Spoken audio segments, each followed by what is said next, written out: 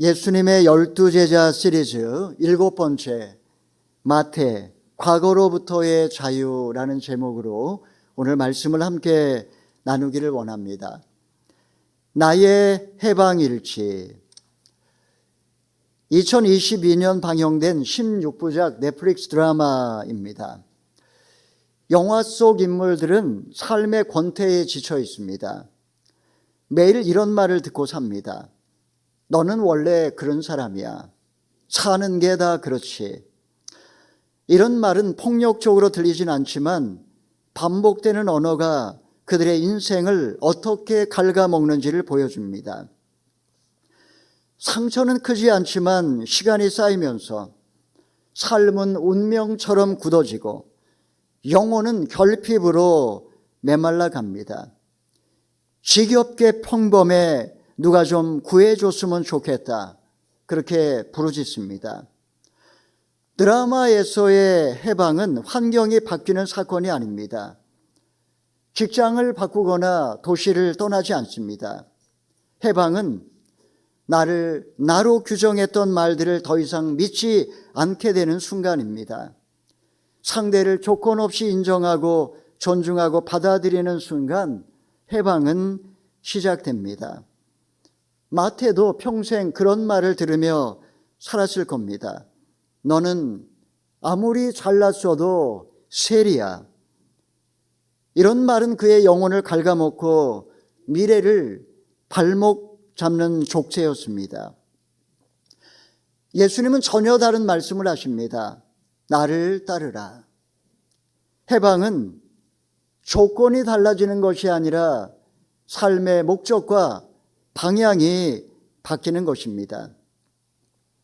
사람은 누구나 부끄러운 과거를 안고 살아갑니다. 어떤 과거는 추억이지만 어떤 과거는 지우개로 지워버리고 싶습니다.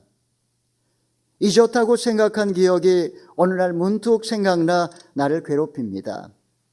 과거는 단순한 기억이 아니라 때로 나의 삶을 비참하게 만드는 그림자가 됩니다. 학자들은 말합니다.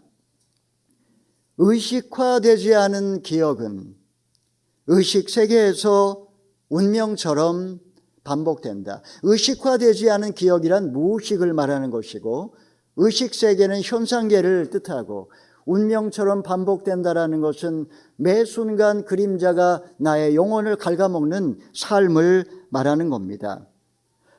과거가 무서운 이유는 사건이 커서가 아니라 해석되지 않은 채 기억되기 때문입니다.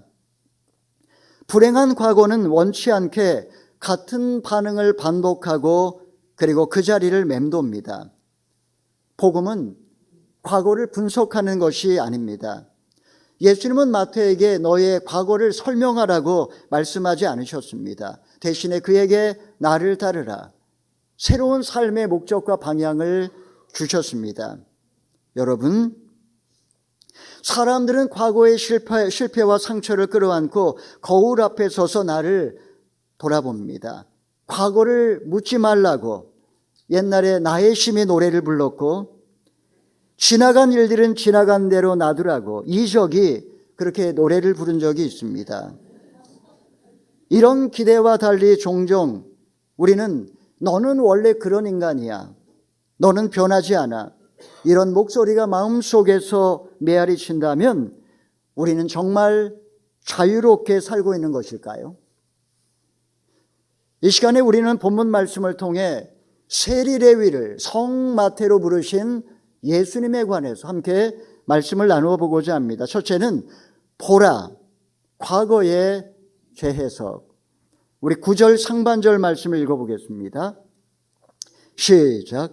예수께서 그곳을 떠나 길을 가시다가 마태라는 사람이 세간에 앉아있는 것을 보셨습니다. 자, 9장에서 성풍병자를 고쳐주신 예수님은 시내로 들어가 세관을 지나가게 되었습니다.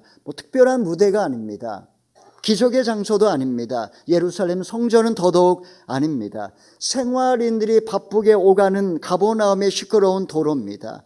그때 예수님은 마태라고 하는 사람을 앉아 있는 것을 보십니다.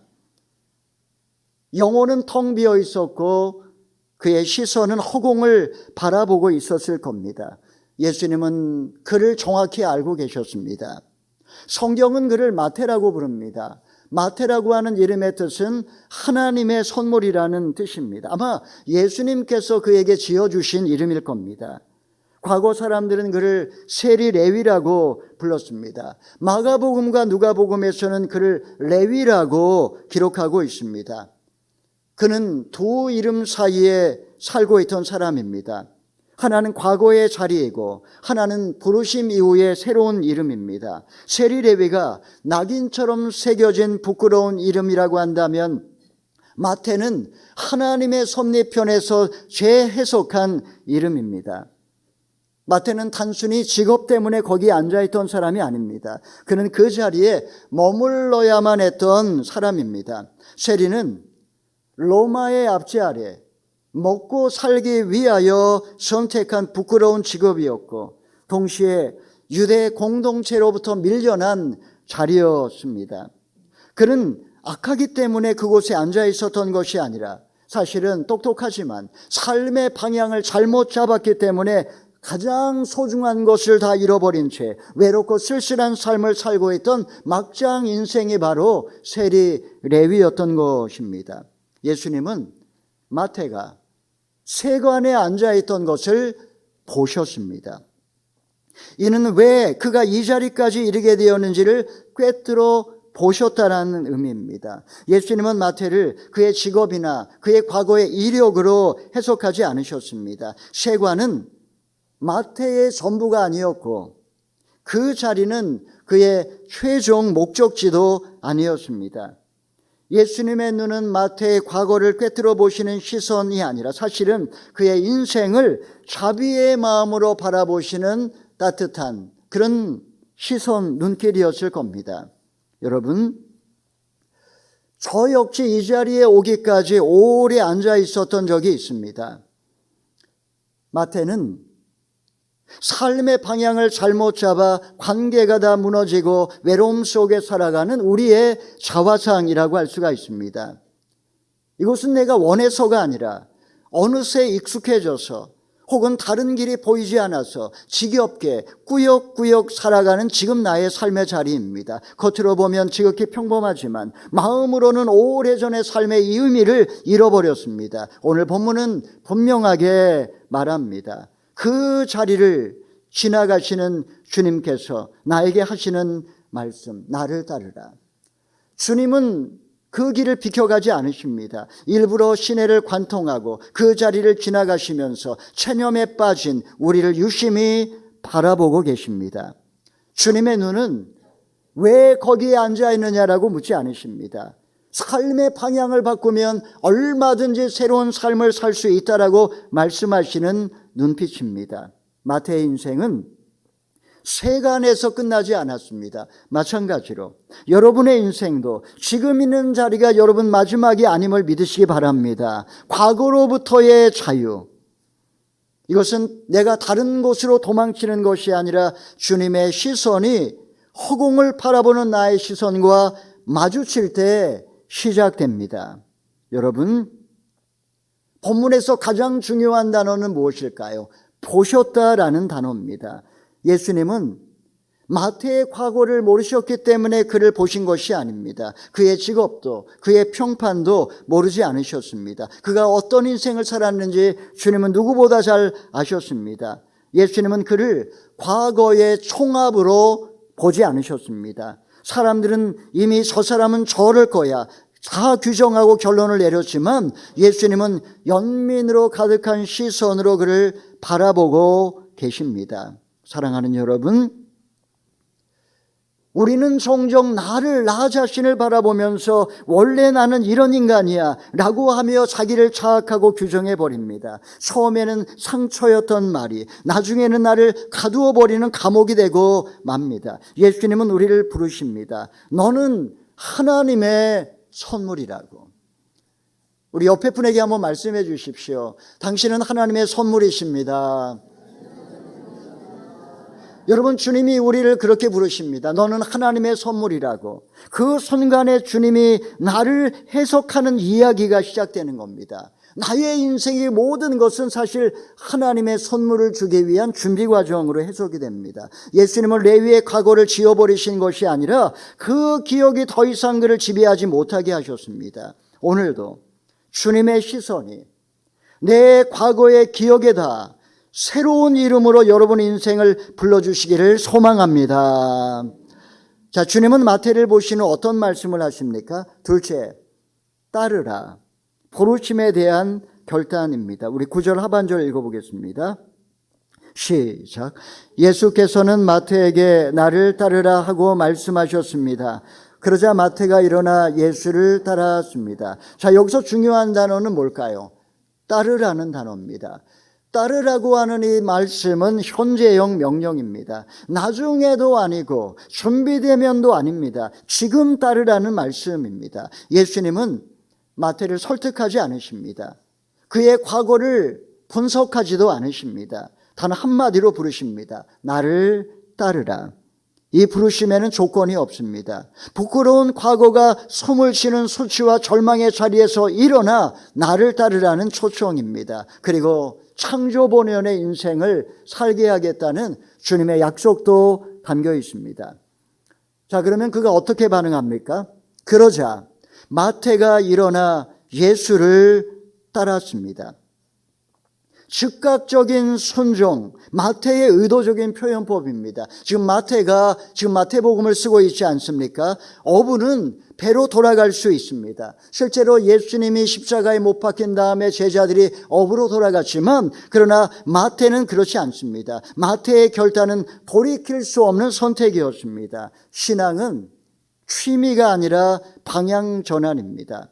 마태가 체념의 자리에서 즉시 일어났다라는 건 충동적인 결단이 아니라 돌아갈 수 없는 다리를 건넜다라는 의미입니다. 마태의 삶에는 세리라고 하는 꼬리표가 평생 따라다녔을 겁니다. 그가 지금 성경을 기록하면서 자기의 이름을 쓰고 있지만 그는 이 사실을 뼈저리게 느꼈을 겁니다. 열심당원 출신 시므온과 함께 12제자 공동체 생활을 할 때 아마 그는 매국노 출신 마태로서 멸시와 천대를 당했을지 모릅니다. 물론 그것이 그의 제자의 삶에 영향을 미치지는 않았습니다. 기억을 지워버릴 수도 없고 과거를 없는 것처럼 할 수는 없지만 더 이상 과거로 돌아갈 수는 없었습니다. 여러분, 예수님은 마태에게 과거를 정리하고 오라고 하지 않으셨습니다. 깨끗해진 다음에 오라고도 하지 않으셨습니다. 그냥 그를 부르십니다. 그 부르심 자체가 그의 삶의 회복의 시작이 되었습니다. 복음은 사람이 준비된 다음에 오라고 그렇게 초청하지 않습니다. 과거로부터의 자유는 운명의 자리, 체념의 자리에서 일어나 존재의 방향을 바꾸면 그 다음부터 그 인생은 새로운 삶으로 접어드는 겁니다. 사랑하는 여러분, 우리가 주님께 나아갔기 때문에 새로워지는 게 아닙니다. 주님의 시선이 머무는 순간 우리는 벌써 새롭게 되기 시작합니다. 이런 것을 선행 은총이라고 말합니다. 내가 주님을 사랑했기 때문에 주님이 나를 사랑하는 것이 아니라 주님이 나를 사랑했기 때문에 내가 주님을 사랑하게 되는 것. 과거가 여전히 상처의 흔적으로 남아있어도 그 기억이 더 이상 나를 아프게 하지 않고 그것이 나의 삶의 방향을 좌지우지하지 못합니다. 나를 따르라는 부르심 앞에 일어나서 주님을 따르는 결단이 여러분의 삶 가운데에도 이루어지기를 주님의 이름으로 축복합니다. 아멘. 자, 부르심에 응답한 마태가 가장 먼저 한 일은 무엇일까요? 셋째, 함께 앉다. 자비로 열리는 관계. 10절을 읽어보겠습니다. 시작. 예수께서 집에서 저녁을 잡수실 때 많은 세리들과 죄인들도 와서 예수와 그 제자들과 함께 음식을 먹었습니다. 자, 마태는 예수님 일행을 모시고 큰 잔치를 엽니다. 이때 많은 죄인과 세리가 함께 했다고 했습니다. 마태는 혼자만 새 삶을 시작하지 않았습니다. 자신처럼 죄인의 꼬리표가 붙어있던 세리와 창기들을 식탁으로 불러 모읍니다. 마태는 과거의 관계를 끊어버리지 않았습니다. 그 관계 속에 예수님을 모셔왔습니다.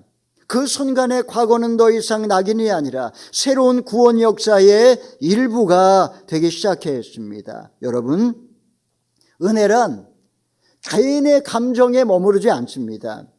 나 한 사람의 구원으로 그치지도 않습니다. 내가 정말 은혜를 받았다면 반드시 관계를 영적으로 다시 한번 정리정돈해 줍니다. 우리가 부끄러워 숨겨왔던 사람들, 실패의 기억과 함께 묶여있던 관계들, 공동체 경계 밖에 밀려났던 자리 한가운데 주님을 모셔옵니다.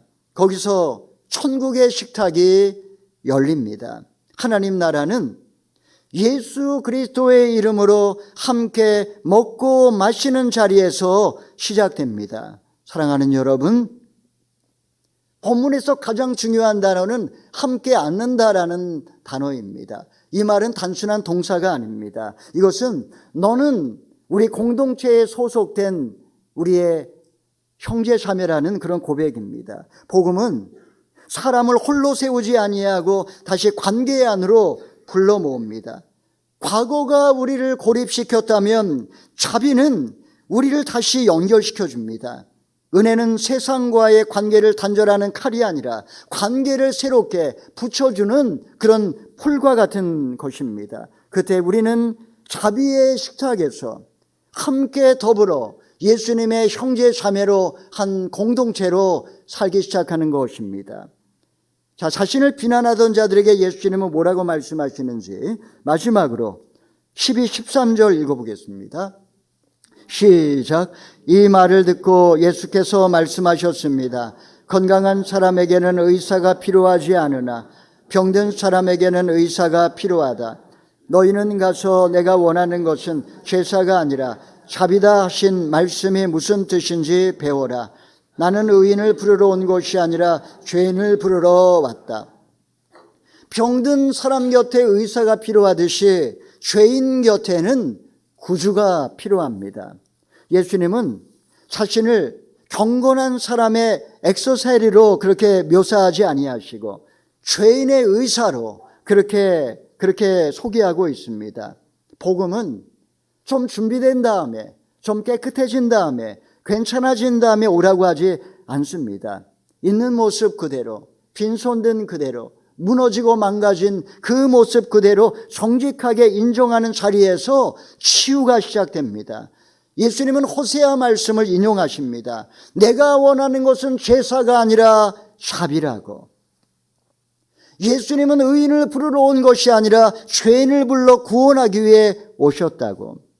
여러분, 나의 과거는 종종 나의 숨통을 조입니다. 너는 그런 사람이야. 너는 이미 끝났어. 너는 그렇고 그런 인간이라고 그렇게 조롱합니다. 예수님은 다르게 말씀하십니다. 내가 원하는 것은 정죄가 아니라 자비라고.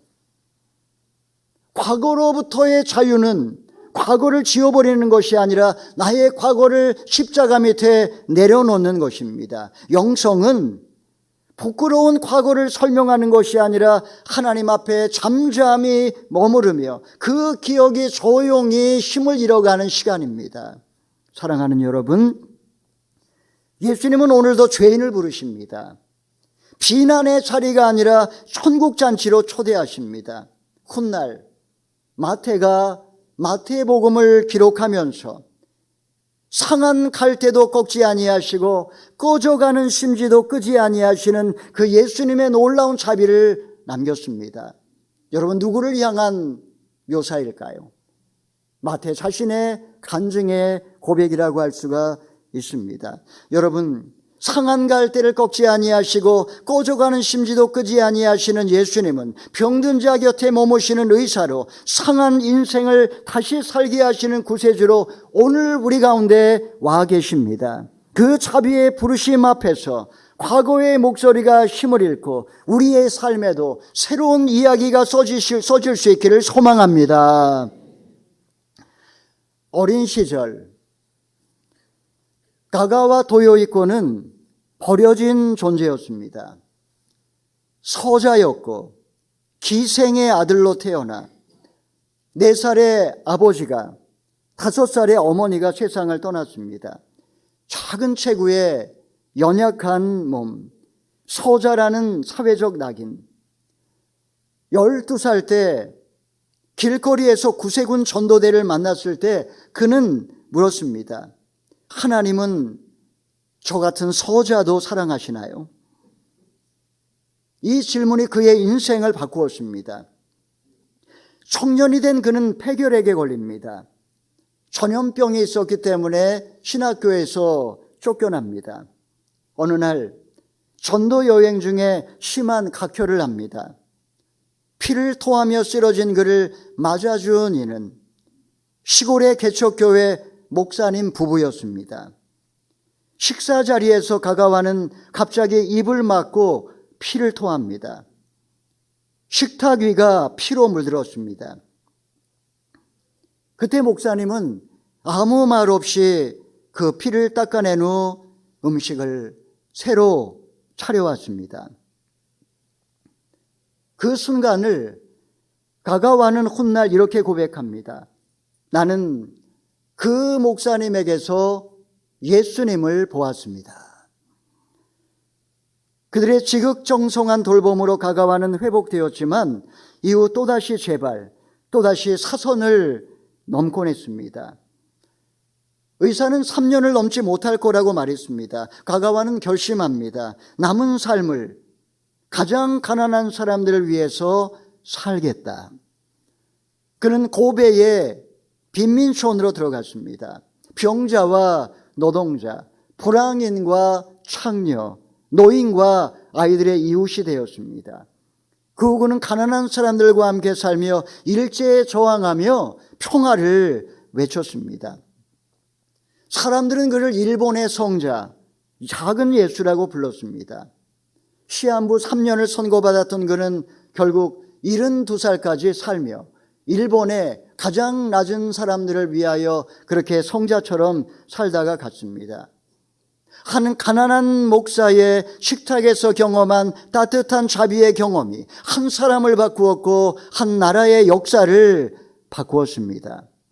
그는 평생 서자, 기생의 아들, 버려진 존재, 결핵 환자라는 딱지를 붙이고 살았습니다. 사람들은 그를 멀리하며 말했습니다. 저 사람은 위험해. 저 사람은 서자 출신이야. 저 사람은 기생의 아들이야. 저 사람은 불편해.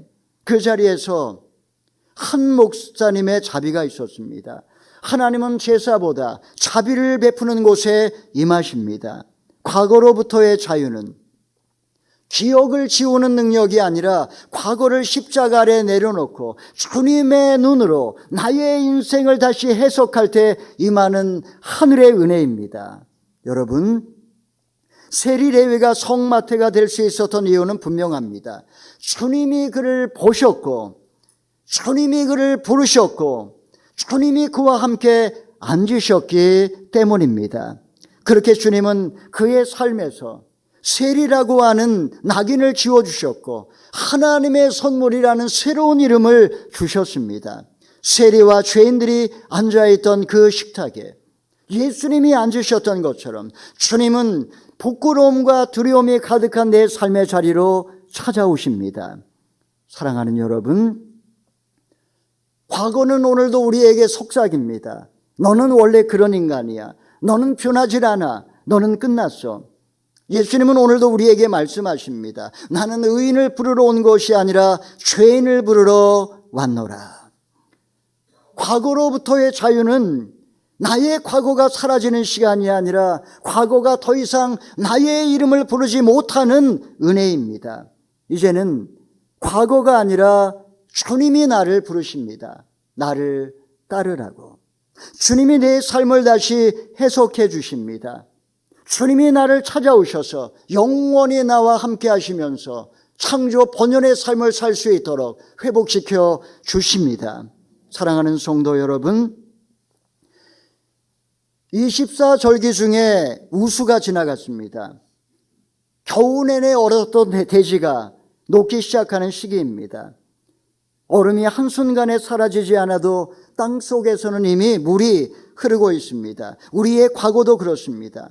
갑자기 차갑게 남아 있어도, 아직은 차갑게 남아 있어도 주님의 자비가 스며드는 곳마다 우리의 삶에 새로운 역사가 시작되고 있는 줄로 믿으시기를 바랍니다. 이번 한 주간도 주님의 시선이 여러분의 가장 부끄러운 자리, 가장 숨기고 싶은 시간들, 가장 오래된 상처 위에 스며들어서 그 자리에서부터 새로운 이야기가 시작될 줄로 믿습니다.